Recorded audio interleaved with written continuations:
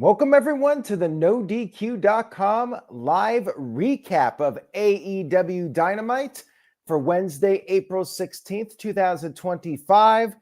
Dynamite in Boston, Massachusetts, a theater, a smaller venue. I must say, great choice for venue. Red hot crowd for this show. This was Dynamite surpassing WCW Monday Nitro for the most episodes ever on TBS or TNT primetime wrestling shows. Big milestone for AEW. Congratulations to them. We had an eventful show. This was the spring breakthrough edition of Dynamite. A lot to discuss. We had several Owen Hart tournament matches on the show. We kicked it off with Mercedes Moné, the TBS champion, versus Athena, who has been the Ring of Honor Women's Champion, has not appeared on Dynamite all that much in recent times. I think she should be a regular on Dynamite. I've always been a fan of Athena, Ember Moon, whatever you want to call her. I think that AEW, Tony Khan, they've been wasting her in Ring of Honor. She's definitely top tier as far as I'm concerned and should be utilized more. This was a really good match to start off the show. The crowd was very much into Mercedes, obviously Boston, her hometown. They brought by the entranceway. You had the Owen Hart trophy there. This was another Owen Hart tournament match. They did the thing where they were countering each other's cradle, going around the ring. Then Mercedes applied the statement maker, but both rolled to the outside of the ring. Mercedes managed to keep the hold on, and then Athena ended up giving Mercedes a stunner on the floor. After the commercial break, it was back and forth. Crowd was chanting, "This is awesome." Mercedes attempted to do a German suplex off the apron, tried to power bomb Athena onto the floor, but then Athena was able to power slam Mercedes onto the apron. And then she got her back in the ring, hit another stunner. Mercedes, however, rolled to the outside again. And then Mercedes sent Athena into the barricade. Athena regained the upper hand. She drop-kicked Mercedes into the barricade and then got her back in the ring. Went for another stunner, but this time Mercedes was able to counter it with the jackknife cover and got the 1-2-3 victory. I know people were disappointed that Mercedes won, but I think we all know she's not only winning this Owen Hart tournament, but could very well end up with all the titles in AEW, and she could end up beating Toni Storm. People just need to accept it is what it is with Mercedes. I enjoyed the match. I mean, I was very invested in this match. A lot of times I'm typing up the recap of the match, but I'm not all that interested. I was definitely invested in this one. Very good match. I know it's popular to hate on Mercedes, but I think she always delivers, and I think Athena is really good. Doesn't get utilized enough. I enjoyed the match. I thought it was a strong start to the show. It felt like a pay-per-view quality match. I think it was better than a lot of the women's pay-per-view matches, as a matter of fact. I'm giving them their props.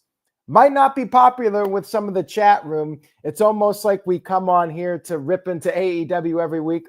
I enjoyed the match. I'm positive about AEW. So if you're here to watch me complain about AEW, this might not be the stream for you. I liked the match. Good start to the show. And I do think Mercedes is going to win the Owen. Just throwing it out there. After the match was over, you had the AEW Women's Champion, Toni Storm, in the crowd. They tease this now. I mean, they're basically telling you what the all-in match is going to be. Mercedes versus Toni Storm. It's the biggest match they can do. and it's only a matter of time. The question is, will Mercedes drop that TBS title beforehand? I mean, there's still time for that to happen, I suppose. Or will she end up winning everything and having every championship in the company? I guess time will tell. Backstage, we had the Young Bucks with Hangman Adam Page. Bucks trying to act like everything's cool with them, like they're best friends again, since they cost Swerve the world title. And then the Bucks said that they can fix the situation with the Death Riders. And then Page can go on to win the world title and bring it back to the Elite. Okada then showed up and said Page needs to smile more. Page just blew him off, and then Okada called him a bitch. Page then walked back in right in Okada's face, and he was not happy with Okada's comments. This was actually pretty funny. I liked the segment. Next up, we had Page going up against a mystery opponent, the wild card in the Owen Hart tournament, and it turned out to be the debuting Josh Alexander, former TNA world champion. He was at Bound for Glory. I was at that event in Detroit.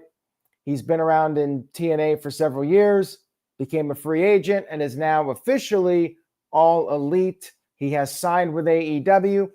Good match here. Solid back and forth match with these two. There was a cool moment where Alexander was on the barricade and Page was up on the elevated ramp between the entrance and the ring. He jumped off and did this flying clothesline, basically jumping over the fans on the floor. I thought it was a cool little spot that they did there. And Alexander was able to get in some offense. He put on his ankle lock, but Page was able to get to the rope. He tried it again. Page was able to counter with an inside cradle and pick up the 1-2-3 victory. Alexander loses here, which, I mean, I expected this. I figured Page would make it to the finals, make it to Double or Nothing. I think that there was one possibility here, one positive out of this that will help Alexander in the future, and that's what they did with the post-match. So afterwards, you had Kyle Fletcher with Don Callis coming out there. We had a brawl between Fletcher and Page, and then Callis whispered something to Alexander, and then Alexander ended up attacking Page from behind, and I guess he's now a heel, possibly affiliated with Don Callis. They were teasing that maybe somebody would join the group, and Fletcher laid out Page. This could rebound Alexander. And listen, Alexander was a big fish in a small pond. I don't necessarily have a problem with him losing this match. I know some people are like, yeah, they jobbed him out in his first match, but it's not like he was a top WWE guy coming in and losing his first match. He was a big fish in a small pond. And to be totally upfront with you guys, I've only seen Josh Alexander wrestle probably half a dozen times, if that, because I haven't been watching all that much TNA over the past several years. I'm barely familiar with the guy. To me, he's like a rookie, you know? I don't see a guy that I've been following for years, and he's this established top guy that came in and lost his first match. I see him as a guy who is in a glorified independent promotion, comes in, loses to one of your biggest stars in the company. I don't think it's as big of a deal as people are making it out to be. And I think now that he's a heel with Don Callis, they can build him up and get him established with the AEW audience. Of course, the crowd knew who he was, but you know, the idea is to people that don't know who Josh Alexander is, now you can start building him up as a heel. Remember when the Radicals came in? The Radicals came in and they lost right away. But then they turned heel and they got built up and they were fine. I just want to point that out to people. Go back and watch 2000. They had that thing on SmackDown where Benoit lost to Triple H right off the bat. Then they turned the Radicals heel. Radicals turned out okay. Benoit turned out okay. Eddie Guerrero turned out okay. Just saying. I think Josh Alexander, they push him as a heel. He'll be all right. All right, let's move on here. We had a backstage segment with Christian Cage and Nick Wayne teasing what I think will be their eventual falling out, leading to a Christian babyface turn. Christian said he's been impressed with Nick Wayne's work while Christian was gone the past month, and he's got Wayne a spot in this New Japan tournament, and we'll see what happens with that. We had an FTR video package from Collision. FTR explained their actions on Collision. They said they were justified in what they did, and they also beat the crap out of Daniel Garcia, and Tony Schiavone revealed that they have been fined for a week. We really do need these guys on Dynamite, but I get it. With this show, you had such a loaded lineup. FTR and Adam Cole should be on Dynamite. Just saying. They should be on the A show. We had the Hurt Syndicate versus the Gates of Agony for the tag team titles. Probably a longer match than it needed to be. The Gates of Agony, they're prelim guys. Should have been more of a squash, but it was basically a squash without it being a complete one. You know, Gates of Agony got in a little bit of offense, but ultimately, once Hurt Syndicate built up their momentum, once they built up the momentum, it was pretty much the end for the Gates of Agony. Shelton did the Suplex City, and then Lashley picked up the win with the spear. The post-match is what I really liked. That was the main focus of this whole segment, was the post-match. We had MJF come into the ring, once again trying to get into the Hurt Syndicate, and he pulled a Godfather. He brought out the ladies and tried to bribe the Hurt Syndicate with the women. But Shelton Benjamin wanted a little bit more. He needed a little bit more time. Specifically, he wanted MJF's fancy watch. And MJF said he would give him the watch if he got the thumbs up. MJF needed the 3 thumbs up to get in the Hurt Syndicate. Shelton was going to do the thumbs up, but then Bobby Lashley gave him the death stare, and Shelton was like, reluctantly gave him the thumbs down. But MJF said Shelton could have the watch anyways. He said that once he joins the Hurt Syndicate, there will be plenty more women and watches, where that came from. He said he's known for getting what he wants. I thought this was a great segment. I mean, everybody's timing with this was perfect. Shelton was funny when he was looking at the women, and MJF or MVP's trying to get Shelton's attention, and Shelton's distracted by the women.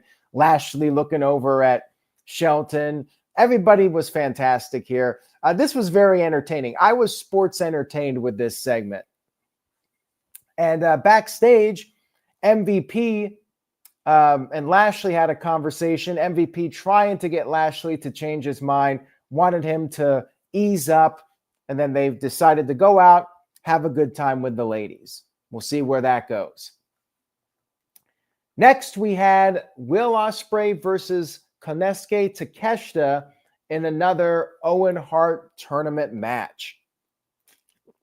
Every time these two are in the ring, they tear it up. You know, they've had 2 of the best matches in AEW history, great rivalry, and the crowd immediately started chanting, "Holy shit." As you would expect, a very back and forth competitive match. Crowd was chanting both these guys. They fought by the entrance ramp for a bit. Takeshita beat the 10 count. Ospreay immediately hit him with a star twister. Takeshita kicked out, and then Takeshita kicked out of the Oz Cutter, and then Takeshita got the upper hand for a while. He just nailed Ospreay with a brutal strike, hit the Blue Thunder Bomb, and won the match. No, he did not. Just like Sami Zayn, the Blue Thunder Bomb does not end the match. Imagine Takeshita versus Sami Zayn, all the Blue Thunder Bombs. But anyways, he hit another strike, went for the cover, and Ospreay had that burst of energy. He hulked up, kicked out at one, hit the hidden blade, but then Takeshita kicked out at one. Both of them had that adrenaline rush. I guess that's what it's supposed to be. They both popped up. The crowd was going crazy for this. And then Takeshita hit a hidden blade on Ospreay. Ospreay managed to roll into the corner to avoid being pinned. And then both of them were on top. Takeshita clotheslined him from the top, but Ospreay managed to land on his feet and immediately hit another hidden blade. However, we had a kick out, this time at 2 from Takeshita. And then Takeshita tried to hit the Raging Fire, but Ospreay countered with the Styles Clash. Takeshita kicked out yet again, but then Ospreay was finally able to pick up the win with the Stormbreaker. And I think this was the best Dynamite match in a very long time. This was a pay-per-view quality match. This reminded me of the early days of Dynamite where they would put out these really great matches on television. And this was a very high-quality match. Best one in a long time on Dynamite. Definitely a must-see, although I know they have their critics. But it was a tremendous match. Great athleticism and physicality with these guys. It was great. And how do you top this, though? You know, this was not the final match of the Owen Hart tournament. And as a matter of fact, Ospreay has to get through Fletcher before he can even get to the final match of the tournament at Double or Nothing. So, yeah, they tore the house down. Hot match. And if I liked it, you can only imagine how a certain longtime wrestling writer thought about this match. Might be rated higher than any WrestleMania match this weekend. We'll see. We had our main event of the evening, the Death Riders versus the Opps. Now, Hook was not there. Something happened last week. Hook was throwing up, and they announced that the Death Riders took out Hook. Hopefully Hook is okay. I'm not sure what the hell happened to him last week, but he actually threw up in the ring. I don't think I mentioned it on the stream because I didn't notice it when I was watching it live. But yeah, he actually threw up last week. But there was a replacement for the trios titles. The Opps had Powerhouse Hobbs coming out there. Man, that guy just looks like a star. And I keep saying, like, they need to strap the rocket to Hobbs. Like, he is one of the few guys on their roster that looks like a real-life action figure. That's the guy you should be pushing. So they brought him out here, and I was just thinking, you want to end this show on the high note? We need this title change. Hobbs needs a win here big time. So they all started brawling, and then they managed to restore order. But then after the commercial break, the final break, Jon Moxley was feeling desperate. He grabbed the chair. Willow Nightingale came out there, took the chair away. Things broke down. Then the Young Bucks showed up. They were there to cause trouble. But then Swerve Strickland, he was on buck hunting season. He took them out with a double stomp coming off the barricade. Took them out of the equation. Powerhouse Hobbs gave Wheeler Yuta a chokeslam on the table. Marina Shafir hit him with a chair, but then Willow Nightingale came in and took her out. And then back in the ring, Samoa Joe, with the Coquina clutch, beat the world champion Jon Moxley to win the trios titles for his team. Joe beat Moxley. Makes me wonder if they're going to do Joe versus Moxley next at some point. But yeah, Moxley took the fall here. Death Riders can argue that Pac was not part of the match, so it shouldn't count. Opps are your new trios champions. And I love the post-match celebration. We got the fans on their feet, and then the locker room emptied out. Ospreay and several others, they brought out champagne, had the big celebration. I like this because it actually made the title change seem like a big deal. And we finally see the Death Riders lose. It felt very much like an Attitude Era title change where you had the outside interference, but then, the good guys ultimately pull off the win and you get the big feel-good moment to end the show. And that was the end of Dynamite. And I haven't said this in a while, but I think Dynamite was a great show. Best Dynamite of 2025 and best Dynamite in maybe a year, if not longer. Maybe the best Dynamite since the one they did last year where they injured Tony Khan in that storyline that went nowhere. Best one in a long time. Definitely had mini pay-per-view vibes. Like it felt like a mini pay-per-view. No bad matches on the show and a really great match. And I love the title change at the end. I enjoyed the MVP and MJF segment. Like they knocked it out of the park this week. And it's been a while since I felt like AEW put out a hot show. Crowd was into it the whole show. First time in a while, like if you watch this show, you would think AEW is this red hot promotion. I don't know if they can keep the momentum going or not, but if they could put something like this out on a more regular basis, I think they could potentially get back in the game at some point. So yeah, big thumbs up for this show. I am giving it a 9 out of 10, which is the highest I have given a Dynamite episode since I started doing the point system. Damn near close to a perfect show. I was very happy with this, and I hope they can keep the momentum going. Maybe WWE will have a fire lit under their ass because of this, and they'll start picking things up. Ian, I am doing no DQ&A video against Collision. I forgot that they were running live on Thursday. Oh, well. I'm doing a no DQ&A video at 8 o'clock Eastern, 5 p.m. Pacific. So make sure you guys tune in for that on Thursday night. Thank you all for watching tonight. I appreciate the viewership and support. If you liked the video, please give it a thumbs up on the No DQ YouTube channel. Keep spreading the word. Word of mouth goes a long way. Let people know about the channel. Let people know I liked Dynamite because everyone's saying, oh, Aaron's always blasting Dynamite and he hates AEW. Well, send them to this stream. I was very positive about the show and crossing my fingers they can keep the momentum going. Have a great night, everyone. Take care. Enjoy WrestleMania week. Say yes to No DQ, and I will see you all next time.